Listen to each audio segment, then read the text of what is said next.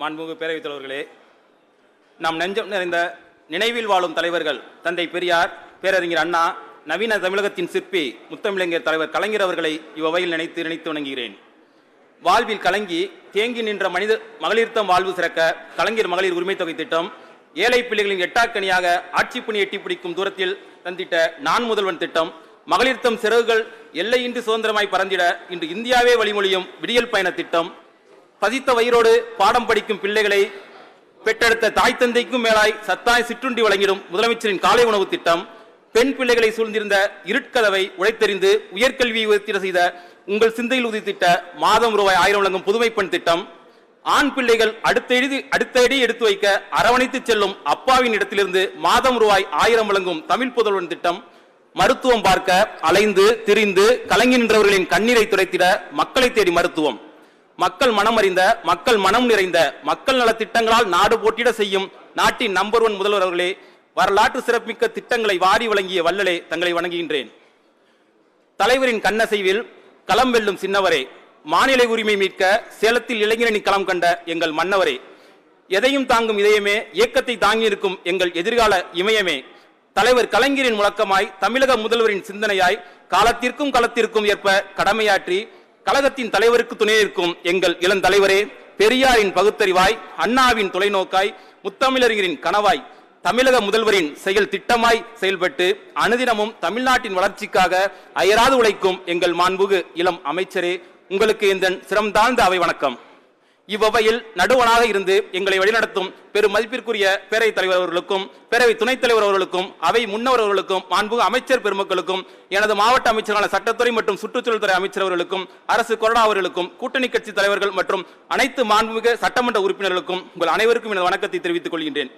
என் மீது நம்பிக்கை வைத்து எனக்கு வாக்களித்து இந்த பெருமை மிகு பேரவைக்கு என்னை அனுப்பி வைத்த உயிரினும் மேலான புதுக்கோட்டை தொகுதி மக்களுக்கு நன்றியை தெரிவித்துக் கொண்டு எனது உரையை துவங்குகின்றேன். மாண்புமிகு பேரவைத் தலைவர்களே, உலகம் முழுவதும் ரஷ்யா, கியூபா, சீனா உள்ளிட்ட பல நாடுகளில் ஒடுக்குமுறைக்கு உள்ளாகிய மக்கள் பெரும் புரட்சிக்கு பிறகு ஆதிக்க வர்க்கத்தோடு போரிட்டு ரத்தம் சிந்தி பெரும் மக்கள் போராட்டத்திற்கு பிறகுதான் அவர்கள் உரிமையை பெற்றுள்ளனர். ஆனால் தமிழ்நாட்டில் மட்டும்தான் பலவிதமான ஒடுக்குமுறைகளுக்கு உள்ளாகியிருந்த மக்கள் ஒரு இயக்கத்தின் விழிப்புணர்வு பிரச்சாரத்தின் மூலமாக தனக்கான உரிமைகளை பெற்றுள்ளனர் என்றால் அந்த பெருமை திராவிட இயக்கத்திற்கு மட்டுமே சாரும். அந்த திராவிட வழி வந்த எங்கள் தலைவரின் செயல் திட்டங்களாலும் எங்கள் தலைவரின் திராவிட தளபதி மாண்புகு சின்னவர்களது சூறாவளி பிரச்சாரத்தின் மூலம் இந்தியா முழுக்க ஆதிக்கம் செலுத்திய பாசிச சக்திகளுக்கு எதிராக விழிப்புணர்வு ஏற்படுத்தி தமிழ்நாட்டில் 40ற்கு 40 எனும் இமாலய வெற்றி பெற்று தந்து தான் திராவிட எதிர்காலம் என்பதை நிரூபித்துள்ள மாண்புகு சின்னவர் அவர்களின் துறை சார்ந்த மானிய கோரிக்கைகள் உரையாற்றுவதில் பெரும் மகிழ்ச்சி அடைகின்றேன். நோயற்ற வாழ்வே குறைவற்ற செல்வம் என்ற பழமொழி உண்டு. நோயற்ற வாழ்வை பெறுவதற்கு எளிய வழி விளையாட்டு தான். மாண்புமிகு பேரவைத் தலைவர்களே, முத்தமிழறிஞர் டாக்டர் கலைஞர் அவர்கள் தமிழ்நாட்டு இளைஞரிடையே விளையாட்டு திறன்களை வளர்ப்பதிலும் தமிழ்நாட்டில் சர்வதேச தரத்திலான உட்கட்டமைப்புகளை உருவாக்க 1999 விளையாட்டுத்துறையை ஏற்படுத்தி 2000 ஆண்டு அதை தனித்துறையாக்கி இளைஞரின் வளர்ச்சிக்கு ஊக்கமளித்தார்.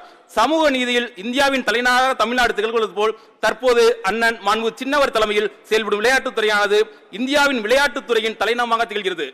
குறிப்பாக இந்த துறை இளைஞர்களை நல்வழிப்படுத்தும் துறை. ஒரு நாட்டின் எதிர்காலம் என்பது இளைஞரின் கையில் தான் உள்ளது. அந்த வகையில் இளைஞர்கள் நல்வழிப்படுத்தவும் இளைஞரின் வளர்ச்சிக்காகவும் செயல்படும் இத்துறை எதிர்கால தமிழ்நாட்டை கட்டமைக்கும் துறை என்றே கூறலாம். முன்பெல்லாம் உலக அளவில் நடத்தப்படும் விளையாட்டுப் போட்டிகள் என்றால் அதில் சீனா, அமெரிக்கா உள்ளிட்ட நாடுகளின் ஆதிக்கமே அதிகமாக காணப்படும். ஆனால் மாண்புமிகு தமிழ்நாடு முதலமைச்சர் அவர்கள் பொறுப்பேற்ற பிறகு பல சர்வதேச விளையாட்டுப் போட்டிகள் தமிழ்நாட்டில் நடத்தப்பட்டிருக்கின்றன. இவை உலக அளவில் இந்தியாவிற்கே பெருமை சேர்க்கிறது. ஒருபுறம் தேசமே வியந்து பார்க்கும் அளவிற்கு கேலோ இந்தியா விளையாட்டுப் போட்டியை தமிழ்நாடு வெற்றிகரமாக நடத்தி முடிக்க, இன்னொரு புறம் அடுக்கடுக்கான சர்வதேச போட்டிகளை தமிழ்நாட்டில் நடத்தி அதிரடி காட்டியிருக்கிறது இத்துறை. ஏழை எளிய மாணவர்களுக்கு திறன் மேம்பாட்டு பயிற்சிக்காக வெளிநாடு செல்வது என்பது எட்டாக்கணியாகவே இருந்தது. ஆனால் சிறப்பு திட்ட செயலாக்கத்துறை அமைச்சராக மாண்புமிகு சின்னவர் அவர்கள் பொறுப்பேற்ற பிறகு நான் முதல்வன் திட்டத்தின் வழியே அரசு பள்ளியில் பயின்று புதுமை பெண் திட்டத்தின் கீழ் மாதம் ரூபாய் 1000 உதவித்தொகை பெறும் விளிம்பு நிலை மாணவிகள் 20 உட்பட 25 சாமானிய மாணவர்கள் திறன் மேம்பாட்டு பயிற்சிக்காக லண்டன் சென்று ஒரு வார பயிற்சிக்கு பிறகு நாடு திரும்பியுள்ளனர். இதன் மூலம் ஏழை மாணவர்கள் மிகப்பெரிய கனவு எல்லோருக்கும் எல்லாம் என்ற திராவிடர் மாடல் ஆட்சியில் மாண்புமிகு சின்னவர்களால் நினைவாகியுள்ளது. கழக அரசு தமிழ்நாடு சாம்பியன்ஸ் பவுண்டேஷன் என்ற அமைப்பை துவக்கியதன் மூலம் பொருளாதார ரீதியில் பின்தங்கியுள்ள விளையாட்டு வீராங்கனைகளை சர்வதேச போட்டிகளுக்கு சென்று பங்கேற்கும் கனவு நினைவாகியுள்ளது. அண்ணன் ஸ்தானத்தில் இருந்து தனது தம்பி தங்கைகளின் சர்வதேச பதக்க கனவுகளை நினைவாக்கியுள்ளார் மாண்பு சின்னவர் அவர்கள். மாண்பு இளைஞர் நலன் மற்றும் விளையாட்டு மேம்பாட்டுத்துறை அமைச்சர் அவர்களின் வழிகாட்டுதோடு செயல்படும் இத்துறையின் மிகப்பெரிய சாதனை சிஎம் டிரோபி விளையாட்டுப் போட்டிகள் என்று கூறலாம். பல வருடங்களாக மாணவர்களுக்கிடையே மட்டும் நடத்தப்பட்டு வந்த விளையாட்டுப் போட்டிகள் திராவிட மாடல் அரசில் மாணவர்கள், மாற்றுத்திறனாளிகள், பொதுமக்கள், அரசு அதிகாரிகள் உள்ளிட்ட பல பிரிவுகளில் இருபாலருக்கும் தனித்தனியே என பல்வேறு பிரிவுகளின் கீழ் மிக பிரம்மாண்டமாக நடத்தப்பட்டது. வரலாற்றில் இது போன்ற ஒரு நிகழ்வு மாநில அரசால் நடத்தப்பட்டது இதுவே முதல் முறையாகும். அதுவும் மாவட்ட அளவில் வெற்றி பெற்று மாநில அளவில் பங்கேற்க சென்ற விளையாட்டு வீரர்களுக்கு அரசு சார்பாக செய்யப்பட்டிருந்த ஏற்பாடு அனைத்து தரப்பு மக்களாலும் வெகுவாக பாராட்டப்பட்டது.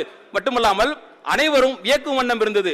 கடந்த ஆட்சியாளர்களைப் போல பங்கேற்கும் வீரர்கள் அனைவருக்கும் போக்குவரத்து, உணவு உள்ளிட்டவற்றுக்கு 10 பத்தாத அளவிற்கு கடனுக்கென்று சைபன் வழங்கி கடமையை முடிக்காமல் விளையாட்டு வீரர்கள் அவர்களை சொந்த மாவட்டத்திலிருந்து சென்னை வருவதற்கு தனி பேருந்து வசதிகள், அவர்கள் தங்குவதற்கு தரமிக்க விடுதிகள், விடுதியிலிருந்து போட்டி அரங்கிற்கு தனி பேருந்து வசதி, குளிரூட்டப்பட்ட உள் விளையாட்டு அரங்குகள் மற்றும் ஓய்வறைகள், பங்கேற்கும் அனைத்து வீரர்களுக்கும் ஒரே மாதிரியான சீருடைகள், நேரத்திற்கு தரமான உணவு என அனைத்தும் சர்வதேச தரத்தில் போட்டிகள் அமைந்ததை பார்த்து விளையாட்டு வீரர்களா உரிய அங்கீகாரம் இந்த திராவிட மாடல் அரசு வழங்கியிருப்பதாக மனம் நெகிழ்ந்து பாராட்டினர். இந்த போட்டியில் மாவட்ட அளவில் முதலிடம் பெற்று மாநில அளவில் பங்கேற்ற விளையாட்டு வீரர்கள் நானும் ஒருவன் என்ற முறையில் விளையாட்டு வீரர்களுக்கு உரிய அங்கீகாரம் வழங்கிய மக்கள் போற்றும் அரசிற்கு இவ்வகையில் நன்றி கூற கடமைப்பட்டுள்ளேன். முன்பொரு காலத்தில் இதர பிற்படுத்தப்பட்டோருக்கு கல்வி உரிமை மறுக்கப்பட்டு ஒரு சாரார் மட்டுமே கல்வி கற்க வேண்டும் என்ற கூற்றை முத்தமிழர் கலைஞர் அவர்கள் உடைத்தெறிந்தார்கள். அவர் வழிவந்த நம் இளம் தலைவர் வசதி படைத்தோர் மட்டும்தான் விளையாட்டில் சாதிக்க முடியும் என்ற நிலையை மாற்றி ஏழை எளிய பிள்ளைகளையும் சர்வதேச நாடுகளுக்கு அழைத்துச் சென்றுள்ளார். சிறப்பாக செயல்படுவதை ஊக்குவிப்பது, அவர்களை இன்னும் வேகமாக செயல்படுத்த தூண்டும் அந்த வகையில் பயிற்சியாளர்களுக்கு ஊக்கமளிக்கும் வகையில் தொடர் வெற்றி பெறும் வீரர் வீராங்கனைகளின் பயிற்சியாளர்களுக்கு ஊக்கத்துடன் கூடிய சிறந்த பயிற்சியாளர் விருதுகள் ஆண்டுதோறும் வழங்கப்பட வேண்டும் என்று கேட்டுக்கொள்கின்றேன். 3ஆம் பாலினத்தவர்களை ஊக்குவிக்கும் பொருட்டு அனைத்து விளையாட்டு போட்டிகளிலும் அவர்கள் பங்கேற்க வாய்ப்பளித்து அதில் சிறந்து விளங்கும் நபர்களுக்கு தமிழ்நாடு அரசு ஊக்கத்தொகையும் அரசு வேலையில் முன்னுரிமை அளிக்க வேண்டும் என்று கேட்டுக்கொள்கின்றேன். தமிழ்நாடு அரசு வழங்கும் கலைஞரின் மகளிர் உரிமை தொகை திட்டம் தமிழ்நாட்டு மகளிடம் மிகப்பெரிய வரவேற்பை பெற்றுள்ளது. எனினும் ஒரு சில தகுதி வாய்ந்த மகளிருக்கு ஆவண பதிவேற்றில் நிகழ்ந்திருக்கும் சிறு சிறு தவறுகளால் உரிமை தொகை கிடைக்க பெற முடியாத சூழல் நிலவுகிறது. அவர்களின் ஆவணங்களை மீண்டும் சரிபார்த்து தகுதி வாய்ந்த மகளிருக்கு உரிமை தொகை வழங்க நடவடிக்கை மேற்கொள்ளுமாறு கேட்டுக்கொள்கின்றேன்.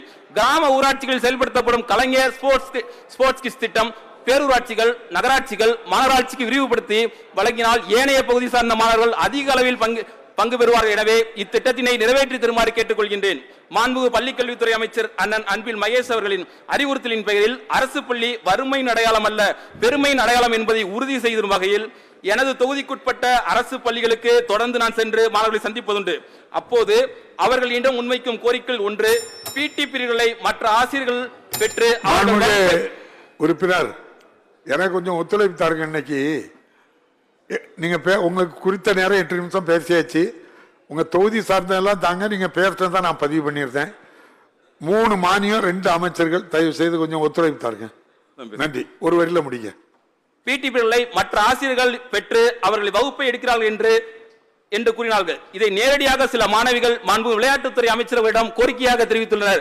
இதற்கு மாண்பு பள்ளிக்கல்வித்துறை அமைச்சர்களும் பிடி பீரியட் மாணவர்களின் புத்துணர்ச்சிக்காக வழங்கப்படும் வகுப்புகள் தான், அதை மற்ற ஆசிரியர்கள் பயன்படுத்தக் கூடாது என்று அறிவுறுத்தி இருக்கிறார்கள். இதனை ஆசிரியர்களுக்கு உறுதிப்படுத்த வேண்டும் என்று கேட்டுக்கொள்கின்றேன். மாவட்டங்களில் செயல்பட்டு வருகின்ற தமிழ்நாடு விளையாட்டு மேம்பாட்டு ஆணையத்தின் விளையாட்டு அரங்கங்களை நவீனப்படுத்திடவும் அவற்றை மேம்படுத்திடவும் நடவடிக்கை எடுக்குமாறு கேட்டுக்கொள்கின்றேன். முத்தமிழறிஞர் கலைஞரால் உருவாக்கப்பட்ட மாவட்டமான புதுக்கோட்டை மாவட்டத்திற்கு ஒரு கலைஞர் நூலகம் அமைத்து தரும்படி கேட்டுக்கொள்கின்றேன். புதுக்கோட்டை மாவட்ட விளையாட்டு அரங்கில் கடந்த கால ஆட்சியின் போது குளறுபடியான திட்ட மதிப்பீட்டில் நீங்க நிறைய தயாரிச்சிருப்பீங்க, நிறைய பேசுறதுக்கு ஆர்வம் உள்ள ஆளு. இன்னைக்கு நம்ம விளையாட்டுத்துறை அமைச்சர் இருக்கனால நிறைய பேச விரும்புறீங்க. ஆனா நல்ல கருத்தெல்லாம் சொல்லி முடிச்சுட்டு நான் பதிவு பண்ணியிருந்தேன். நன்றி சொல்லி முடிங்க. 2 நிமிஷம் தான். 1 நிமிடம் எடுத்துக்கிட்டு 1 நிமிஷம் தான்.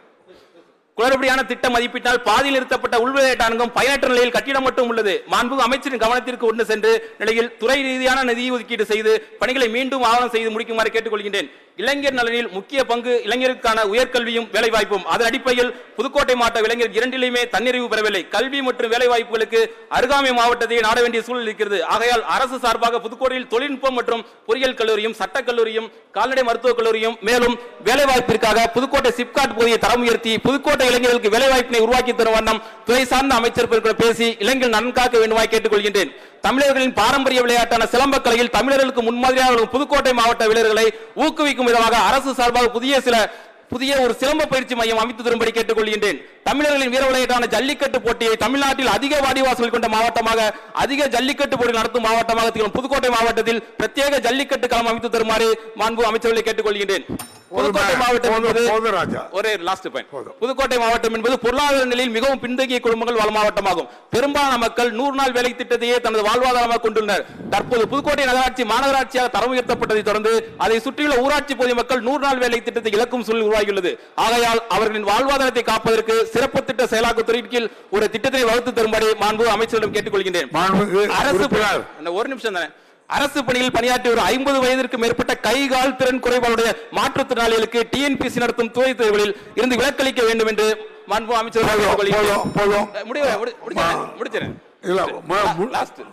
நன்றி சொல்லிடுறேன். தமிழ் இருக்கும் வரை உங்கள் புகழ் இருக்கும், தமிழன் இருக்கும் வரை உங்கள் பெயர் நிலைக்கும். அழிக்க நினைப்போர் அற்று வீழ்வரே, அழியாது உங்கள் புகழ் என்று மாழ்கவே என்று உரைத்த முத்தமிழறிஞர் கலைஞர் அவர்கள் வாக்கில் உதயமான உதயசூரியனுக்கு நன்றி கூறி என் உரை நிறைவு செய்கின்றேன். நன்றி.